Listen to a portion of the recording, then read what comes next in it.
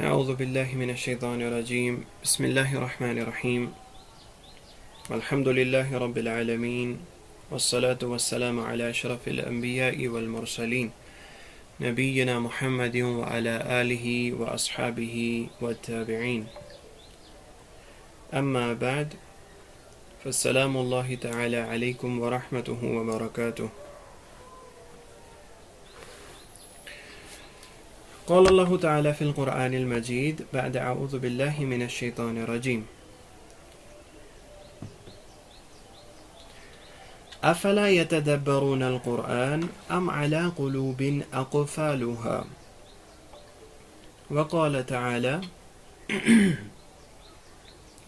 ولقد يسرنا القرآن للذكر فهل من مدكر.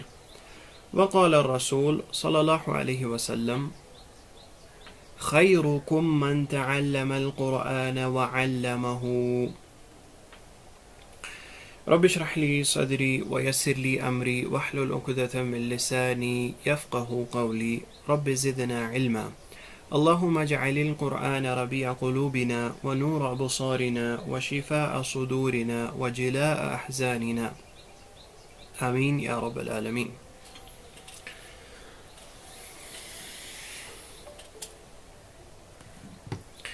اللہ تعالیٰ کی طرف حمد و ثنا لاکھ لاکھ شکر کہ اللہ تعالیٰ نے ہمیں توفیق دی اس مبارک مجلس میں شرکت کرنے کی اور اس سے پہلے اس مبارک مجلس کو قائم کرنے کی. تمام شکر تمام حمد اس وحدہ لا شریک لہ کے لیے جو اپنی ذات میں، جو الوہیت کے اعتبار سے، جو اپنے صفات کے اعتبار سے وحدہ لا شریک لہ ہے، ایک ہے، اور اس کی ان صفات میں، اس الوہیت میں، اس ربوبیت میں کوئی اس کے ساتھ شامل نہیں ہے.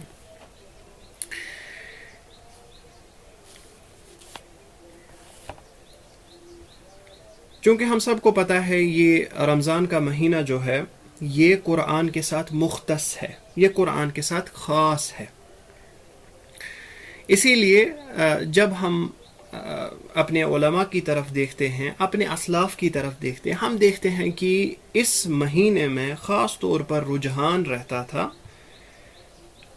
قرآن کی طرف، قرآن کی سمجھ کی طرف، قرآن کی قراءت کی طرف. تو اسی سلسلے میں اللہ تعالیٰ نے ہمیں بھی توفیق دی کہ ہم اس اعتبار سے کچھ نہ کچھ، کوئی نہ کوئی ایک چھوٹا سا سٹیپ اٹھائیں اور اس سفر میں ہم بھی خوض کریں. جس طرح اللہ تعالیٰ خود فرماتے شہر رمضان الذی انزل فیہ القرآن، رمضان کے مہینے کو اللہ تعالیٰ نے قرآن کے ساتھ جوڑا ہے. اور یہ ہر دور میں معمول رہا ہے کہ مثال کے طور پر ہم دیکھیں جو علماء ہیں، علماء رمضان کے مہینے میں ہر کوئی چیز چھوڑ کے قرآن پر maximum time, majority time concentrate کرتے تھے، چاہے وہ قرات کے ذریعے ہے، چاہے وہ قیام اللیل کے ذریعے ہے، چاہے وہ تدبر کے ذریعے ہے، یا چاہے وہ حفظ وغیرہ جو بھی چیزیں قرآن سے ریلیٹڈ ہے اس کے ذریعے. اس کے علاوہ ہم یہ دیکھتے ہیں کہ جنرل اللہ تعالیٰ نے قرآن کو ایک یعنی تمام انسانوں کے لیے ایک میسج بنا کے بھیجا. اللہ تعالیٰ قرآن میں کہتے ہیں، جس طرح میں نے ابھی آیت پڑھی، افلا يتدبرون القرآن ام على قلوب اقفالها، کیا یہ قرآن پہ غور و فکر نہیں کرتے کہ یا ان کے دلوں پہ تالے پڑے ہوئے ہیں. تو اس آیت سے ہمیں یہ معلوم ہوتا ہے کہ جو انسان قرآن کے تدبر سے دور رہتا ہے، تدبر سے مراد ہے غور و فکر کرنا.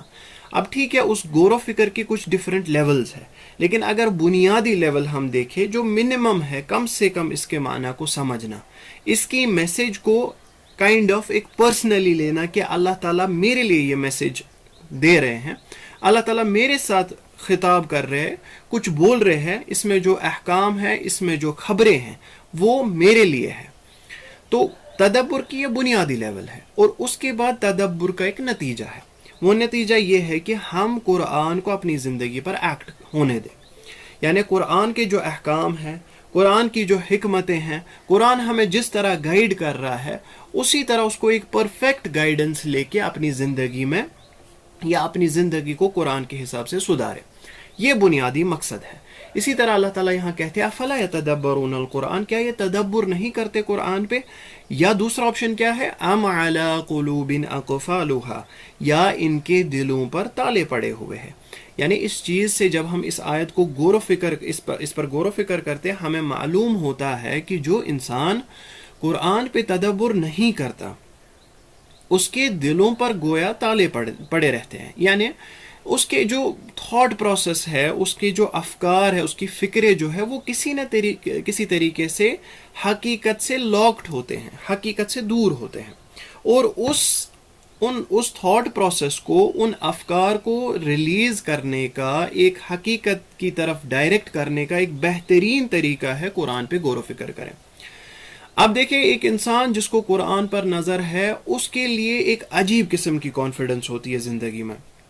واللہ یہ میرا پرسنل ایکسپیرینس ہے، کیونکہ اس انسان کو چیزیں کلیئر ہوتی ہے، اور اسے یہ جو کانفیڈنس ہے یہ اللہ تعالیٰ کی طرف سے حاصل ہوتا ہے. یعنی اسے کلیئر ہوتا ہے کہ مجھے کیا کرنا ہے، یا کم سے کم اسے کلیئر ہوتا ہے کہ زندگی میں صحیح کیا ہے اور غلط کیا ہے، حق کیا ہے، باطل کیا ہے. پھر وہ سیکنڈری کوشچن ہے وہ اس پہ کتنا زیادہ عمل پیرا ہو، وہ ایک دوسرا پرسپیکٹیو ہے. لیکن انیشیلی اگر ہم شروعات کی بات کریں، یعنی اس کے دل میں یہ چیز کلیئر ہوتی ہے، جتنا اس کا ایمان ہوگا اتنا زیادہ کلیئر ہوگا، جتنی اس کی انڈرسٹینڈنگ ہوگی اس کے حساب سے اس کی چیزیں کلیئر ہوگی کہ زندگی میں حق کیا ہے، صحیح کیا ہے اور باطل کیا ہے. تو اللہ تعالیٰ یہاں پر اس کی نشاندہی کرتے کہ اگر آپ قرآن پہ تدبر نہیں کرو گے، اگر آپ اس میسیج پر غور و فکر نہیں کرو گے، گویا ایسا ہوگا کہ آپ کا تھاٹ پروسیس لاکڈ رہے گا، آپ کے دلوں پر تالے پڑے رہیں گے، آپ حق اور باطل میں فرق نہیں کر پائیں گے. اسی طرح اللہ تعالیٰ دوسری جگہ کہتے ہیں، اب دیکھیے، اب کامن پرسپیکٹیو جو ہماری زندگی میں ہے، خاص طور پر اس زمانے میں، اور یہ بڑا ہی المیہ ہے، بڑی ہی تعجب والی بات ہے کہ ہم کہتے ہیں کہ قرآن کو سمجھنا بہت مشکل ہے، ہم نہیں سمجھ پائیں گے، اس کے لیے کوئی ڈگری ہونی چاہیے، اس کے لیے یعنی کوئی خاص قسم کی ٹریننگ ہونی چاہیے، تب جا کے ہم قرآن کو سمجھیں گے. ٹھیک ہے، یہ بات کسی نہ کسی حد تک صحیح ہے.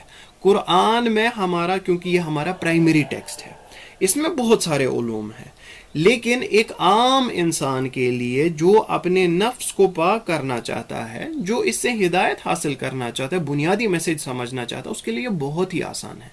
اس کے لیے ویسے ٹولز کی ضرورت نہیں ہے جو ایک عالم کے لیے ہے، بیکاز عالم قرآن کو اپروچ کرتا ہے ایک پرٹیکولر پرسپیکٹیو سے. اسے اس سے مثال کے طور پہ کچھ فتوے اخذ کرنے ہوتے ہیں، کچھ معاملے نکالنے ہوتے ہیں، تو اس کے لیے ایک اپروچ جو ہے وہ الگ ہے. اسی طرح کوئی گرامر کا عالم ہوگا، وہ قرآن کو دیکھے گا الگ نظر سے یا الگ طریقے سے اپروچ کرے گا. لیکن جب ہم عامت الناس کی بات کریں، عام لوگوں کی بات کریں، اس عامت الناس کے لیے اللہ تعالیٰ نے قرآن کو بہت ہی آسان بنایا. اللہ تعالیٰ خود فرماتے ہیں قرآن میں، اور بار بار ریپیٹ کرتے ہیں اس آیت کو، وَلَقَدْ يَسَّرْنَا الْقُرْآنَ لِلذِّكْرِ فَهَلْ مِن مُدَّكِرٍ، اور ہم نے بہت ہی آسان بنا دیا قرآن کو ذکر کرنے کے لیے. اور علماء اس میں بیان کرتے ہیں ذکر مینز پڑھنا بھی، یاد کرنا بھی، اور اس کے معنی کو سمجھنا بھی. فَهَلْ مِن مُدَّكِرٍ، پھر ہے کوئی ذکر کرنے والا. یعنی لٹرلی اللہ تعالیٰ آپ کو پکار رہے ہیں، آپ آئیے قرآن کی طرف، آپ اس میں دیکھیے ایک بار، یہ آپ کے لیے پڑھنے کے لیے، حفظ کرنے کے لیے یا سمجھنے کے لیے کتنا آسان بنا دیا گیا ہے. تو یہ جو ہمارا کامن پرسپیکٹیو آج کل کے زمانے میں پھیلا ہے کہ قرآن کو عامت الناس کے لیے بہت اپروچ نہیں کرنا چاہیے ایک عام انسان کو، کیونکہ یہ سمجھنا مشکل ہے، یہ غلط ہے. بنیادی طور پہ قرآن سے تزکیت النفوس کے لیے، اپنے نفس کو پاک کرنے کے لیے ایک بنیادی سٹیپ لینے کے لیے دین کی طرف، اسلام کو سمجھنے کی طرف، سب سے پہلی چیز یہی ہے کہ آپ قرآن کو اپروچ کریں. صرف اتنا ہی، اگر آپ تفسیر نہیں پڑھ پائے، اگر آپ ان ڈیپتھ نہیں جا پائے، سب سے پہلی چیز یہی ہے کہ کم سے کم ایک انسان یہ دیکھے کہ اللہ تعالیٰ نے لٹرلی کیا کہا ہے. مطلب اگر عربی میں ایک آیت ہے، اس کا اردو ٹرانسلیشن یا انگلش ٹرانسلیشن کیا ہے، ڈائریکٹ. بس کم سے کم اتنا کرنے کے لیے ہمیں محنت کرنی چاہیے، اور اللہ تعالیٰ نے ہمیں اس کی طرف توفیق کی. بس ہمارے کورس کا، یہاں پر ہمارے ان کلاسز کا یا ان دروس کا صرف اور صرف یہی مقصد ہے کہ کم سے کم جس کتاب سے ہم لوگ دور رہے ہوں گے، اس کتاب کی طرف ہم پہلا قدم بڑھائیں. اور وہ پہلا قدم یہی ہے کہ کم سے کم اس کے بنیادی معنی کو سمجھے.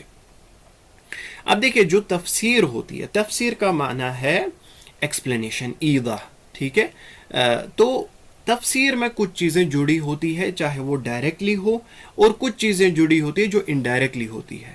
جو ڈائریکٹلی چیزیں جڑی ہوتی ہے وہ تفسیر کے معنی کے ساتھ تعلق رکھتی ہے، یعنی آیت کے معنی کے ساتھ تعلق رکھتی ہے. مثال کے طور پر آیت ہے، اس میں کچھ الفاظ ہیں اور اس میں الفاظوں کی کچھ بناوٹ ہے، تو اس سے ایک معنی نکلتا ہے. اس معنی کو سمجھنا، چاہے آپ بنیادی لیول پہ سمجھے یا ان ڈیپتھ اچھے سے سمجھے، یعنی آپ کی تدبر کی لیول بنیادی ہو یا ایڈوانسڈ ہو، وہ سب کچھ جو معنی سے ریلیٹڈ ہے ڈائریکٹ، اس کو ہم تفسیر بولتے ہیں ٹیکنیکلی. لیکن اس کے علاوہ بہت ساری چیزیں آیت سے جڑی ہوتی ہے یا قرآن سے جڑی ہیں. بہت سارے علوم قرآن سے جڑے ہوئے. مثال کے طور پہ ہم یہ دیکھیں گے کہ اس آیت کی صحیح پروننسیشن کیا ہے، جیسے تجوید کے مسائل ہیں. ہم اسی کے ساتھ دیکھیں گے اس آیت میں یا اس سورے میں کون کون سے احکام نکلتے ہیں جورسپروڈنس کے، فقہ کے. مثال کے طور پر نماز کے، یا ہم دیکھیں گے یعنی میراث کے، انہیریٹنس کے، وغیرہ وغیرہ. وہ ایک الگ چیز ہے، وہ معنی میں ایڈیشن نہیں کرتا، وہ ایک ایڈیشنل علم اس کے ساتھ اٹیچڈ ہے. اسی طرح ہم دیکھیں گرامیٹیکلی اس آیت میں کیا کیا چیزیں ہیں. اسی طرح ہم دیکھیں گے اس میں کیا کیا سٹوریز ہے، یا یہ آیت جو نازل ہوئی ہے کس وجہ سے، اس کے ریزن کیا ہے نازل ہونے کے. تو یہ ساری جو چیزیں ہیں یہ مفضلات ہیں، یہ ایڈیشنل چیزیں ہیں. ہم ان چیزوں پہ غور نہیں کریں گے. ہمارا جو پرائم فوکس ہوگا یہاں پہ وہ ہوگا بنیادی سٹیپ، یعنی ہم لوگ معنی کی طرف غور و فکر کریں گے کہ اس آیت میں بنیادی معنی کیا ہے، اور اس کا بھی ہم بالکل ہی ایک بیسک لیول سے شروع کریں گے. تو یہ کورس بنیادی طور پہ ان کے لیے ہے جنہوں نے یعنی جو تمنا کرتے ہیں کہ اس رمضان ہم قرآن کی طرف پہلا قدم اٹھائے. اور اس میں انشاءاللہ ہمارا اسپیشل فوکس ہوگا وزڈم پہ، یعنی جو عبرتیں ہیں. کیونکہ الٹیمیٹلی دیکھیے علم کی دو قسمیں ہیں. یا تو ایک عام طور پہ مطلقاً آپ علم حاصل کرتے ہیں، یو گین نالج اور you try to gain knowledge for the sake of it, بس ایسی نالج گین کرنی ہے، شوق ہے کتابیں پڑھنے کا، سیکھنے کا.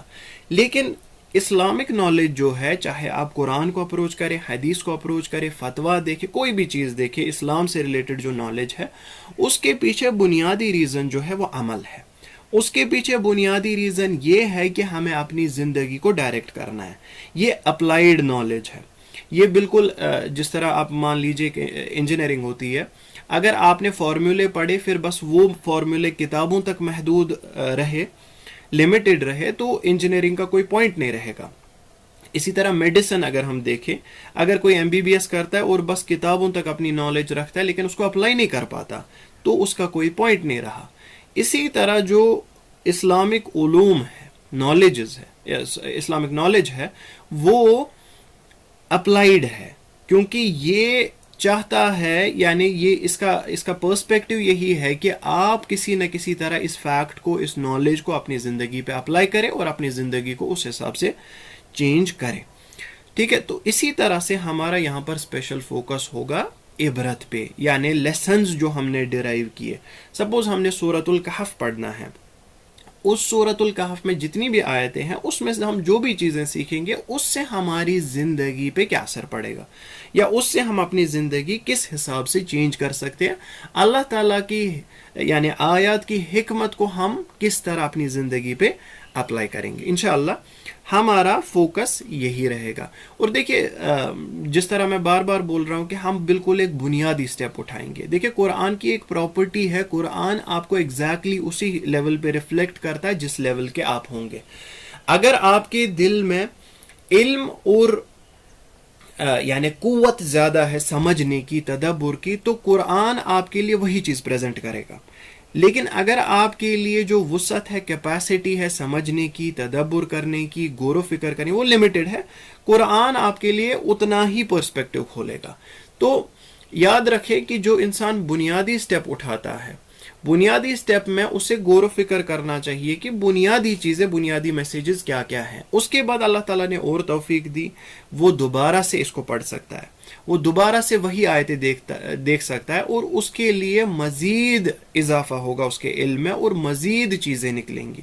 جس طرح ہم دیکھتے ہیں کہ صحابہ کے زمانے میں بھی ایسا ہوتا تھا، یا علماء کے ساتھ بھی بہت ساری چیزیں ایسی وارد ہوئی ہیں جب وہ ایسا بیان کرتے کہ وی فیلٹ لائک کہ یہ آیت ہم نے پہلی بار سنی ہے، حالانکہ بہت سارے اس میں حفاظ بھی تھے، انہوں نے پورا قرآن سٹارٹ سے اینڈ تک یاد کیا تھا، لیکن کبھی کوئی ایسا انسیڈنٹ ہوا، کوئی آیت وہاں پر اپلائی ہوئی اور انہوں نے بولا کہ ایسا لگ رہا ہے کہ ہم نے یہ آیت جیسے پہلی بار سنی ہے. تو قرآن میں ہماری زندگی کے لیے ہمیشہ کچھ نہ کچھ چھپا رہتا ہے. کبھی کبھار ایسا ہوتا ہے زندگی میں کوئی ایونٹ ہوتا ہے، یا زندگی کے ساتھ کوئی ایسی چیز ریلیٹڈ ہوتی ہے، اور قرآن کی ایک آیت اس مسئلے کے ساتھ یا اس پرسپیکٹیو کے ساتھ اٹیچ ہوتی ہے، تو انسان کو لگتا ہے کہ ایز اف اس نے یہ آیت پہلی بار سنی ہے. اسی طرح ہمارا یہاں پر یہی پرسپیکٹیو رہے گا کہ جب ہم لیسنز نکالیں گے، لیسنز کو ہم ایک بار اپنی اپنی جگہ پہ انالائز کریں گے کہ اس سے میری زندگی پہ کس پوائنٹ پہ اثر پڑ رہا ہے، اور کس چیز کو میں چینج کر سکتا ہوں یا کر سکتی ہوں اکارڈنگ ٹو جو اللہ تعالیٰ مجھے یہاں پر سکھاتے ہیں. دوسری چیز، اب ہمارا طریقہ کیا رہے گا؟ طریقہ ہمارا یہ رہے گا کہ ہم ایک گروپ آف آیت اٹھائیں گے، 2 یا 3 یا 4 جتنا بھی وسعت ہوگی، اس کے بعد اس کو پڑھیں گے. اور پہلی چیز جو قرآن کی طرف یعنی لیتی ہے وہ ہے قرات. جب تک نہ اپنی قرات کو ہم درست کریں گے تب تک ہم صحیح طریقے سے قرآن کو نہیں سمجھ پائیں گے. اسی لیے ہمارا پہلا قدم یہ ہوگا کہ ہم صحیح قرات سیکھیں گے بنیادی طور پہ. زیادہ اس میں ٹائم ہم نہیں لیں گے، میں ایک بار پڑھوں گا آپ کے سامنے، آپ پہلے ایک بار پڑھیں گے، اس میں دیکھوں گا کوئی غلطی ہے آپ میں سے کوئی بھی، اس کے بعد میں ایک بار آپ کے سامنے پڑھوں گا، اینڈ اس کے بعد ہم سٹیپ نمبر 2 پہ بڑھیں گے. سٹیپ نمبر 2 ہمارا ہوگا کہ ہم بنیادی معنی کو پہلے سمجھیں گے، آیت کو کمپلیٹلی کھول کے بنیادی معنی کو سمجھیں گے. اس کے بعد ہمارا تیسرا سٹیپ یہ ہوگا کہ ہم اس میں کوئی ڈیفیکلٹ ٹرمز ہیں یا اس میں ربط جوڑنا ہے، کنیکشن جوڑنا ہے، تو بنیادی طور پہ اس کے بارے میں تھوڑی سی بات چیت ہوگی. اور فائنل ہمارا سٹیپ یہی ہوگا کہ اس میں عبرت کیا ہم حاصل کریں گے، یعنی اس میں ہم اس آیت میں کیا کیا لیسنز ہیں ہمارے لیے اور کس طرح سے ہم ان کو اپنی زندگی میں اپلائی کر سکتے ہیں. اس کے علاوہ میں چاہتا ہوں، چونکہ یہاں پر تعداد زیادہ ہے، اگر مان لیجئے یہ 5-10 کا گروپ ہوتا تو میں نے سوچا تھا کہ ہم اس کو انٹریکٹیو سیشن ایک کائنڈ آف بنائیں گے. انفیکٹ وہ آپشن ابھی بھی ہمارے لیے اوپن ہے. میں چاہتا ہوں کہ ہم اس کو انٹریکٹیو سیشن بنائیں، یعنی ایسا نہیں ہونا چاہیے کہ صرف میں ہی بول رہا ہوں اور آپ بالکل چپ کر کے بیٹھ رہے اور آپ آ رہے جا رہے، کچھ فائدہ نہیں آ رہا.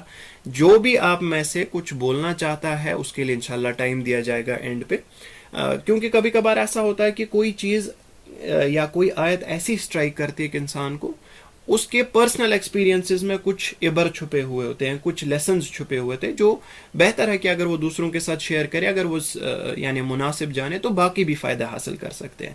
یا اس کے علاوہ کوئی اور فیڈ بیک ہوگا، یا اس کے علاوہ کوئی اور بات ہوگی، کوئی ایسی چیز ہوگی جس نے آیت کے بارے میں سمجھی ہوگی جو میں نہیں سمجھ پایا، یا جو میرے سے اسکپ ہو گیا، یا کوئی بھی چیز ایسی بولنی ہوگی اس کو ہمارے کنٹیکسٹ کے ودن، ہمارے یعنی سبجیکٹ کے ودن، تو انشاءاللہ اس کے لیے بھی ٹائم دیا جائے گا. صرف آپ سے ریکویسٹ ہے ڈسپلن مینٹین کریں، جب ٹائم دیا جائے گا تب ہی ان میوٹ کریں.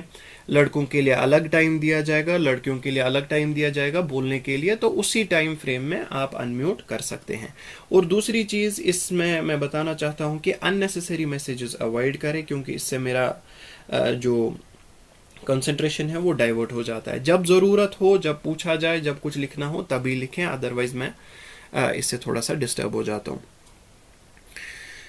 ایک اور چیز مجھے بولنی ہے شروع کرنے سے پہلے، وہ یہ ہے کہ فقہی کویسچنز کو ہم اوائڈ کریں گے، کیونکہ ہمارا ٹائم جو ہے وہ لمیٹڈ ہے.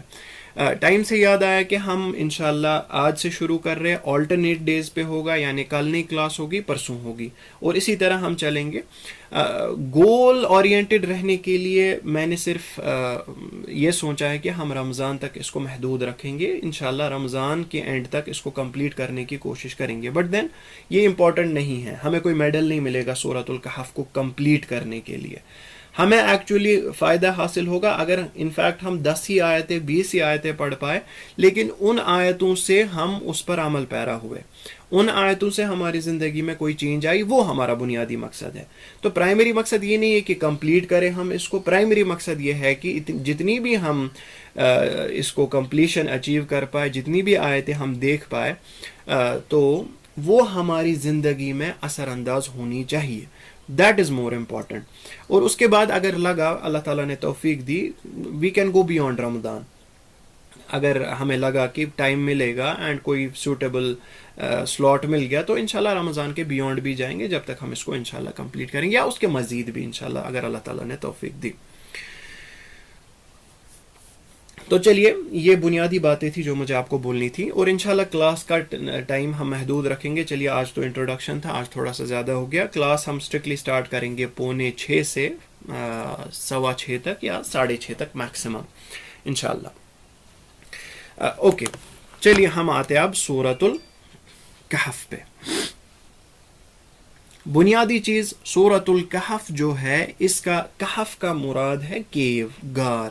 اب سورۃ الکہف کا نام سورۃ الکہف کیوں ہے؟ کیونکہ اس میں کوئی ایک ایسا انسیڈنٹ آنے والا ہے یا کوئی ایک ایسا قصہ آنے والا ہے جو کہف سے ریلیٹڈ ہے، یا رادر اصحاب کہف سے ریلیٹڈ ہے، اسی لیے اس کا نام پڑ گیا سورۃ الکہف.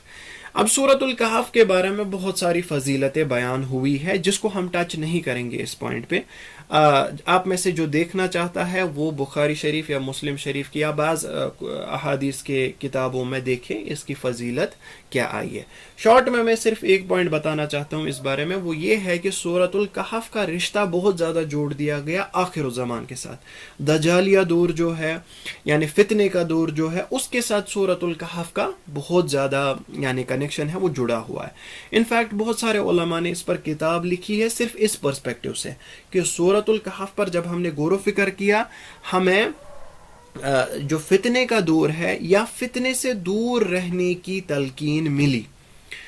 جس طرح ابو الحسن الندوی، ان کی ایک کتاب ہے، اس کا نام ہے الصراع بین الایمان والمادیہ، جس کا انگلش ٹرانسلیشن یہ ہے conflict between the faith and materialism. یعنی وہ اس کتاب میں بیان کرتے ہیں کہ سورۃ الکہف پہ جب میں نے تدبر کیا، میں نے یہ دیکھا کہ یہ مٹیریلزم کو کاٹتا ہے، یعنی مٹیریلزم کے خلاف تمام چیزیں ہیں، تمام لیسنز ہیں اس سورے میں. اسی لیے انہوں نے کتاب لکھی جس میں تھا conflict between faith and materialism. یعنی انسان کی زندگی میں یہ جو مٹیریلزم ہے، یہ کہیں نہ کہیں فیتھ کے اپوزٹ آتا ہے اور اس میں کانفلکٹ ہو جاتا ہے. تو انسان کو ان دونوں کے بیچ میں کس کس سٹیٹ میں یا کس کس احوال میں کیا چننا چاہیے اور اس کی بیلنس کیا رہنی چاہیے. تو بہت ہی بہترین کتاب ہے. اب دیکھیے، مادیہ جو ہے یا مٹیریلزم جو ہے، اس کا اگر ہم ربط جوڑے ان تمام احادیث کے ساتھ، جس کا جو سمری ہے وہ یہ نکلتی ہے کہ سورۃ الکہف پڑھنے سے ایک انسان فتنے کے دور سے یا فتنے سے دور رہ سکتا ہے. تو اس سے ہمیں یہ سمجھ آتا ہے، جس طرح آج ہم اس چیز کا مشاہدہ کر رہے ہیں کہ دجالیہ فتنے میں ایک سب سے بڑی چیز جو ہے، ایک بنیادی چیز جس سے انسان اس فتنے میں پڑ سکتا ہے، وہ مٹیریلزم ہے. یعنی مٹیریلزم کا سے مراد ہے کہ ایک انسان مٹیریلسٹک ورلڈ میں، دنیاوی زندگی میں اتنا زیادہ گھس جائے کہ اسے حقیقت جو ہے چیزوں کی وہ سمجھ نہ آئے. یعنی حقیقت ہوتی ہے وَالْآخِرَةُ خَيْرٌ لَكَ مِنَ الْأُولَى، آخرت جو ہے وہ آپ کے اولا سے یا آپ کی دنیا سے بہتر ہے. جس طرح رسول اللہ صلی اللہ علیہ وسلم نے بھی حدیث کے ذریعے بیان کیا کہ سمندر کو آپ کمپیئر کریں، اگر آپ نے انگلی ڈبوئی ہے اس سمندر میں، جتنا پانی اس پہ لگا اس کو کمپیئر کریں سمندر کے ساتھ. تو یہی آخرت اور دنیا کا کمپیریزن ہے. لیکن اگر انسان میٹیریلزم کی بنیاد پر صرف اپنی نظر جو ہے وہ صرف اسی انگلی پر کرے یا اس پہ جو پانی لگا اتنی چھوٹی سی کوانٹٹی پہ کرے، تو تبھی جا کے اس کو وہ حقیقت سے دور ہو سکتا ہے. اور یہ ہم آج اس چیز کا مشاہدہ کر رہے ہیں. ہم دیکھ رہے ہیں کہ ایک انسان دنیا کمانے میں حلال اور حرام کی، یا مسلمانوں کی اگر آپ بات کریں، حلال اور حرام کے بیچ میں تمیز نہیں کر پاتا، فرق نہیں کر پاتا، اسے کوئی فرق نہیں پڑتا. رادر ایک تو ہو گیا یعنی فرق نہیں کر پاتا، دوسرا ہوتا فرق ہی نہیں پڑتا، بنیادی سرے سے ہی اسے کوئی فرق نہیں پڑتا، اسے صرف ایک چیز چاہیے، وہ دنیا ہے. تو یہ چیز ہم دیکھ رہے ہیں، یہ دجال یا فتنے کا ایک یعنی ایک آپ بتائیں شاخ ہے، ایک اس کی اپلیکیشن ہے. اور آج ہم اس چیز میں پڑے ہوئے ہیں، آج ہم اس مصیبت میں پوری طرح سے گھیرے ہوئے ہیں. اگر آپ کسی کو حلال یا حرام کی بات کریں، چاہے وہ بزنس کے پرسپیکٹیو سے کرے، ایجوکیشن کے پرسپیکٹیو سے کرے، چاہے وہ شادی کے پرسپیکٹیو سے کرے، پردے کے پرسپیکٹیو سے کرے، کسی بھی طریقے سے آپ یہ چیز پریزنٹ کرنے کی کوشش کریں، اس سے کوئی فرق نہیں پڑے گا. وہ پہلی چیز جو ہے وہ دنیا کو دیکھے گا، دنیا کا مفاد کیا ہے. حتیٰ کہ حالت یہ ہو گئی ہے ہم دین کو آج استعمال کر رہے ہیں دنیا کے لیے. اسی دین کو میں پروپیگیٹ کروں گا جو دنیا میں ایکسیپٹنس پائے گا. جس طرح آپ جنرلی دیکھیں گے ریفارمسٹ جو ہوتے ہیں، جو دین کو ریفارم کرنا چاہتے، تجدید کرنا چاہتے ہیں، وہ کیا کہتے ہیں کہ ہاں جی ٹھیک ہے دین میں ایسی چیز ہے، بٹ یہ تھوڑا سا وہ آرتھوڈاکس ہو گیا، اب دنیا بھی بدل رہی ہے، اس کے حساب سے ہمیں بھی بدلنا ہے. کوئی کچھ اور بہانہ بول رہا ہے، لیکن بنیادی بات یہی ہے، it's all about materialism, it's all about کہ ان کی نظر جو ہے، ان کا نظریہ جو ہے وہ دنیا تک محدود رہ گیا ہے. اور سورۃ الکہف میں اس چیز کا ہمیں ایک اچھا لیسن ملتا ہے کہ اپنی نظر کو اس دنیا فانی کے بیونڈ کریے. ایک بار جو اسباب ہے جو آپ کے سامنے سمجھ آ رہے ہیں، مثال کے طور پر ایک انسان کمانے جاتا ہے پیسہ حاصل کرنے کے لیے یا مال کمانے کے لیے محنت کرتا ہے، but it is not the end. اگر آپ شروعات دیکھیں یہ سبب ہے ایک، لیکن سبب کے اوپر بھی اس سبب کا پیدا کرنے والا ہے، وہ اس کا خالق ہے. تو دونوں کو ایک برابر بیلنس میں ایک انسان کو لینا ہے. نہ ہی سبب پر ایکسٹریم توکل کرنا ہے کہ ہم اس کے پیدا کرنے والے کو ہی بھول جائے، ہم یہ بھول جائے کہ اس کا ایک اور پرسپیکٹیو ہے، اس سبب کا پیدا کرنے والا ہے وہی کنٹرولر ہے. نہ ہی ہم سبب کو ہی کینسل کریں. دونوں اللہ تعالیٰ نے ایک پرٹیکولر بیلنس سے بنایا ہے، اور دونوں بیلنس کا ہمیں اس بات کرنا ضروری ہے. اور خاص طور پہ جو الٹیمیٹ توکل ہے، جس میں ہمیں ایکوالٹی کسی اور چیز کے ساتھ نہیں کرنی، وہ ہے اللہ تعالیٰ پر توکل کرنا. سبب کو آپ برابر کریں. مثال کے طور پر ریسنٹلی کورونا تھا، اب اس میں گروہ بن گئے، ہمارے سوسائٹی میں گروپس بن گئے، خاص طور پر مسلمانوں میں ڈیبیٹ ہوتے رہتے ہیں، یعنی جس کو ہم خشک ڈیبیٹ بولیں گے، جس کا کوئی نتیجہ نہیں ہوگا. ایک ڈیبیٹ یہ سامنے بھی آیا کہ ماسک لگانی چاہیے نہیں لگانی چاہیے. اب لگانے والے یہ بول رہے کہ سبب ہے، اور نہ لگانے والے یہ بول رہے کہ نہیں جی اللہ تعالیٰ ہی سب کچھ کنٹرول کرا، نہیں لگائیں گے. بٹ دین اسی طرح بقیہ چیز بھی ہے. ایک مسلمان کو یاد رکھنا ہے کہ سبب اللہ تعالیٰ نے ہی بنائے ہیں، اس سبب کو آپ پوری طریقے سے کریں، لیکن اس کے بعد توکل کریں، اللہ تعالیٰ پہ توکل کریں سبب کو پورا کرنے کے بعد. تو ایک انکلینیشن ایسی تھی جو ماسک لگانے کے بعد بھی، تمام سبب پورے کرنے کے بعد بھی گھر سے ہی نہیں نکلتے تھے، یا کوئی نماز کے لیے بھی نہیں نکلتے تھے. جب بھی یعنی سچویشن ویسی تھی، میں نہیں کہہ رہا ہوں آل دا ٹائم، یعنی اللہ تعالیٰ پر ٹوٹلی انہوں نے توکل ہٹا دیا تھا، ایون انہوں نے سبب بھی پورے کر دیے. یہ ایک ایکسٹریم ہے. دوسرا ایکسٹریم ہے جو بالکل ہی کچھ نہیں، کورونا پیشنٹس کے بیچ میں چلتے تھے، ماسک کے بنا چلتے تھے، اور اس چیز کا بالکل صحیح طریقے سے انکار کرتے تھے، نہیں جی اللہ تعالیٰ کے ہاتھ میں، تو ہم بالکل ماسک بھی نہیں لگائیں گے، ہم پریکاشنز بھی نہیں لیں گے. یہ ایک الگ ایکسٹریم ہے. ایک مسلمان کو بیلنس کرنی ہے. وَجَعَلْنَاكُمْ أُمَّةً وَسَطًا، ہر چیز میں اللہ تعالیٰ نے ہمیں بیلنس کرنا سکھایا ہے. بیلنس کرنے میں یہ آتا ہے کہ آپ سبب کو بھی لیں، ریزنز کو بھی لیں، اور اس کے بعد الٹیمیٹلی آپ کو توکل کرنا ہے اللہ تعالیٰ پہ، کیونکہ سبب اللہ تعالیٰ نے ہی بنائے ہیں. ان سبب کو آپ کو بہترین طریقے سے پورا کرنا ہے. جس طرح آپ دیکھیں گے بہت سارے مفتی حضرات کو یا علماء کرام کو سوال کیا جاتا ہے، میرا جی ایگزام ہے، میں ایگزام کو کیسے پاس کروں؟ آپ جنرلی اس کا آنسر دیکھیں گے، آپ کو پڑھنا ہے. اور یہی حقیقت ہے، ایگزام پاس کرنے کے لیے، فرسٹ لانے کے لیے آپ کو پڑھنا ہے. سبب پوری طریقے سے آپ کو پورے کرنے ہیں، اور اس کے بعد توکل کرنا ہے اللہ تعالیٰ پہ. سبب پورے کرنے کے بعد اللہ تعالیٰ پہ توکل کرنا، اور اس چیز کا ہم اس سورہ میں اچھے سے پرسپیکٹیو دیکھیں گے. چلیے اب میں ان آیتوں کو پڑھتا ہوں، اور اس میں جو نیسیسری چیزیں ہیں تجوید کے اعتبار سے، بالکل مختصراً، ساری چیزیں تو ہم نہیں پڑھ سکتے اس ٹائم، مختصراً جو چیزیں ہیں وہ میں آپ کے سامنے پیش کرتا ہوں. اور انشاءاللہ آج اسی پر اختتام کریں گے. چونکہ آج انٹروڈکٹری کلاس تھی اسی لیے تھوڑا سا زیادہ ٹائم لگا کچھ چیزیں بیان کرنے میں, لیکن یہ چیز یعنی تجوید کو مکمل کر کے انشاءاللہ آج اختتام کریں گے. اعوذ باللہ من الشیطان الرجیم, بسم اللہ الرحمن الرحیم. الحمد للہ الذی انزل على عبده الكتاب ولم يجعل له عوجا. دیکھیے یہاں پر الحمدللہ, الحم ہا اور ہا, للہ اس میں فرق کرنا ہے, ٹھیک ہے. الحمدللہ, سب سے پہلی چیز اس سے پہلے میں بتاؤں کہ آواز پر غور نہیں کرنا.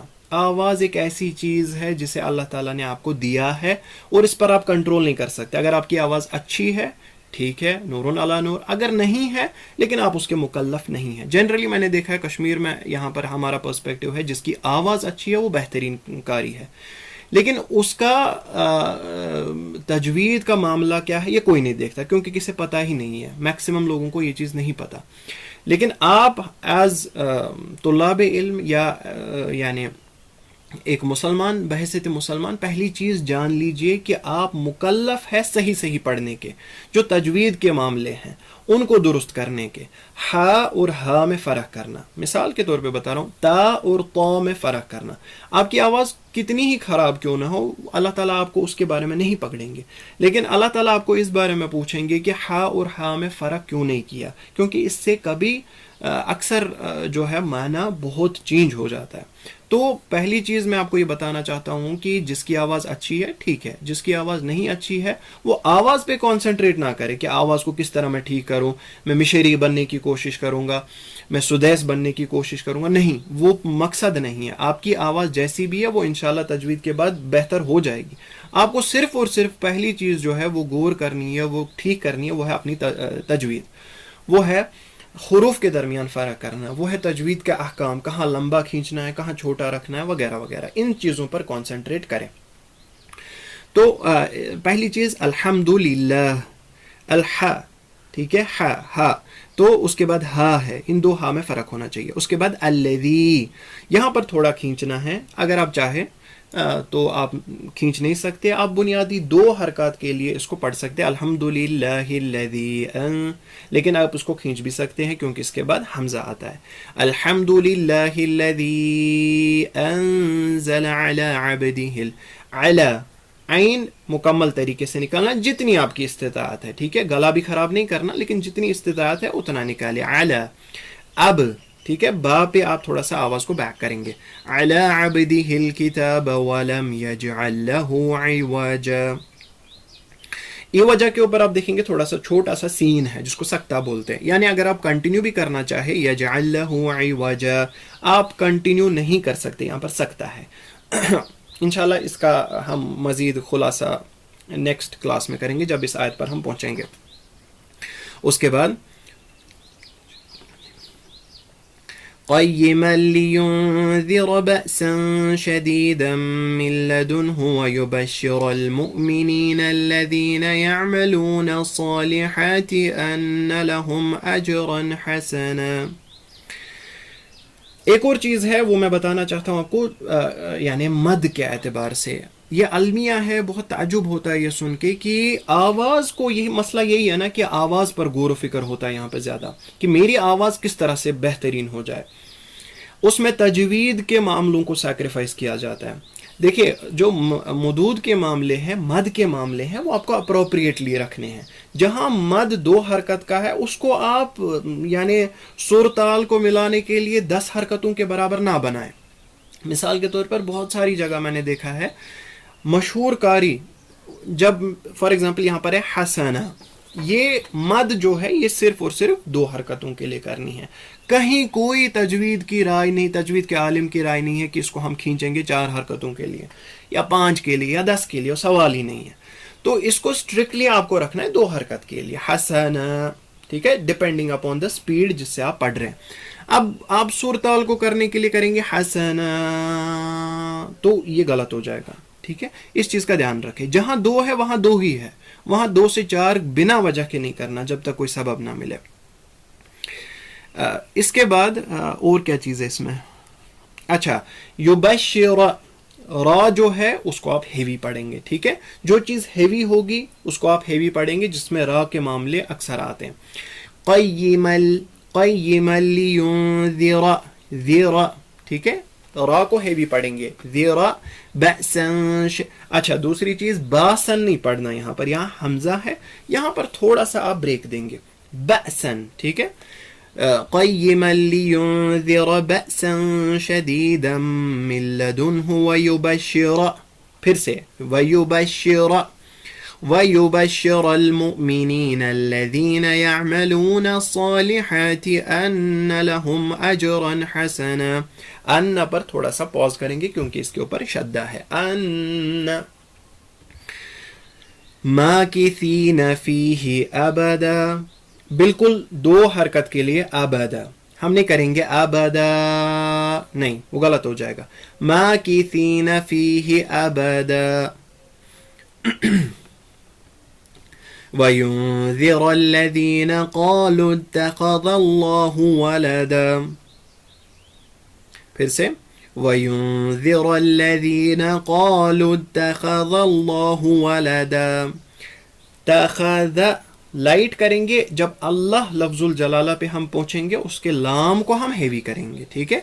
تخذ اللہ، اللہ تھوڑا ہیوی کریں گے، ہاں. تخذ اللہ ولدا، ما لہم، ٹھیک ہے؟ اس چیز پہ غور کریں. ایک تو ہوتا ہے ما لہم جس میں ہم ابرپلی لپس کو کلوز کرتے ہیں، ما لہم بھی، لیکن یاد رکھیں جب میم کے بعد با آتا ہے تب ہم لپس کو پوری طرح سے کلوز نہیں کرتے. ہم کیا کہیں گے؟ غور کرنا. ما لہم، اور اس کو دو حرکتوں کے لیے پرولونگ کریں گے، ایسے ہی رکھیں گے. ما لہم بہ من علم ولا لآبائہم. اب یہاں پر آبائہم میں نے اس کو کھینچا اور یہ کھینچنا واجب ہے، اس کو آپ سکپ نہیں کر سکتے بائی چوائس، ٹھیک ہے؟ کیونکہ یہ متصل ہے، یہ ورڈ کے اندر ہی مد آتی ہے، اس کو آپ کو 4 حرکت کے لیے کھینچنا ہے. جو ہم نے ابدا یا حسنا 2 کے لیے کیا تھا نا، آپ مان لیجیے اس کا ڈبل کرنا ہے. ما لهم به من علم ولا لآبائهم. اہم، اس میم پر ہمیں رکنا نہیں ہے، اہم ایسے نہیں کریں گے، ہاں، اہم بس. کبورت، ٹھیک ہے؟ تا پر تھوڑا سا آپ لاسٹ میں یعنی ہسنگ ساؤنڈ کریں گے، ٹھیک ہے؟ کبورت کلمۃ تخرج من افواہہم ان یقولون الا کذبا فلعلک باخع نفسک علی آثارہم ان لم یؤمنوا بہذا الحدیث اسفا. یہاں پر حدیثی سا اور سین میں فرق کرنا ہے، ٹھیک ہے؟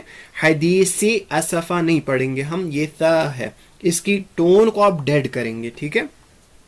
بِهَذَا الْحَدِيثِ أَسَفًا، حدیثی اسفا، اور اسفا کو آپ پرولونگ کریں گے 2 کے لیے، اسفا نہیں کریں گے، کھینچنا نہیں ہے، چاہے صورتحال خراب بھی ہو جائے اس سے کوئی فرق نہیں پڑتا. پھر سے فَلَعَلَّكَ بَاخِعٌ نَفْسَكَ عَلَىٰ آثَارِهِمْ. عَلَىٰ جو یہاں پر ہے وہ میں نے پرولونگ کیا، اور اس کو پرولونگ کرنے کے لیے آپ کو چوائس ہے، یا کر سکتے ہیں یا نہیں کر سکتے ہیں، ٹھیک ہے؟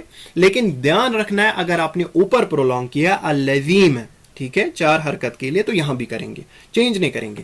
جیسے میں نے اگر وہاں پر پڑھا الذی انزل علی عبدہ، تو یہاں پر بھی مجھے 4 کے لیے کرنا ہے علی آثارہم.